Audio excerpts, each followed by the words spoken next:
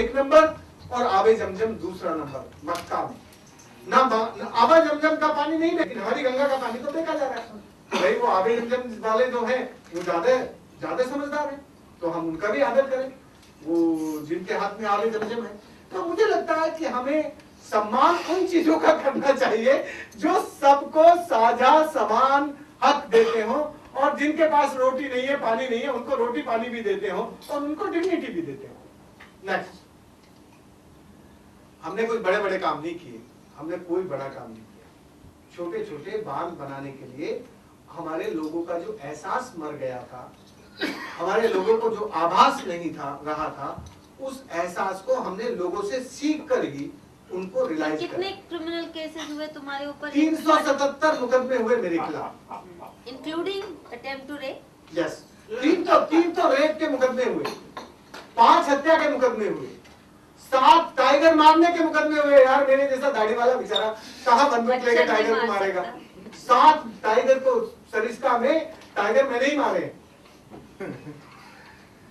7 मुकदमे हुए, और बाकी तो फॉरेस्ट कंजर्वेशन एक्ट में और ये जो अपना ये इरिगेशन ड्रेनेज एक्ट 54 में, बाकी मुकदमे तो वो थे कि जब भी हम जानवरों के लिए पानी का काम करते थे तो फॉरेस्ट डिपार्टमेंट कहता था कि आप हमारी जमीन पे बांध नहीं बना सकते। मैं उनको कहता था यार मैं तुम्हारे लिए नहीं बना रहा, मैं तो जंगली जानवरों के लिए बना रहा हूँ, तुम मत इसका पानी पियो, ये तो पेड़ों को और जंगली जानवरों के लिए कर रहे हैं। तो खैर वो फिर जब मुकदमे खत्म हुए ना तो फिर एक ही दिन में खत्म भी हो गए। क्या हुआ, एक राष्ट्रपति थे इस देश के, वो राष्ट्रपति को लगा कि यार ये बड़ी नदी वदी बहा रहे हैं, कुछ कर रहे हैं, तो उसने क्या किया कि उसने कहा भाई हम जिसने ये काम किया है उसको सम्मान देना चाहते हैं। तो मैंने गांव के लोगों से कहा भाई ये तो सम्मान देना चाहते हैं राष्ट्रपति जी।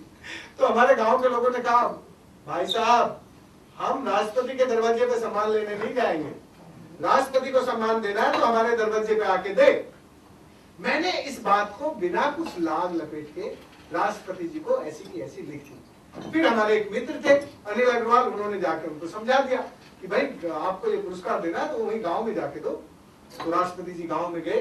अब राष्ट्रपति जिस गांव में जा रहा हो उस गांव में रहने वाले आदमी पर 377 मुकदमे हो और राष्ट्रपति को वहां जाना हो तो भाई कुछ तो करना पड़ेगा।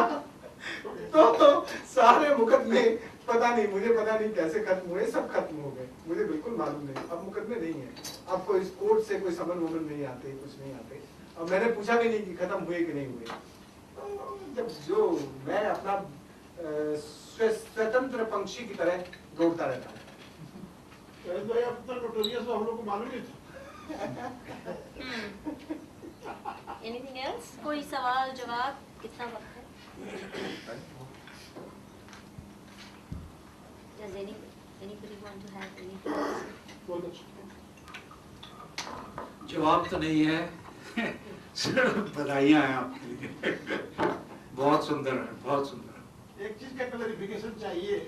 आपने जो पोंड के दक्षिण तरफ जो पेड़ लगाए और आर्गुमेंट दिया कि जब सूरज इधर होता है उस वक्त जो उसकी किरणें होती है वो ज्यादा पानी सोखती है जी, इसके बारे में और थोड़ा अगर कुछ क्लैरिफिकेशन। क्या होता है कि जब सूरज इस तरफ होता है ना हमारे यहाँ तो उसकी किरणें ज्यादा पानी को एवोपरेट करती है दक्षिणायन।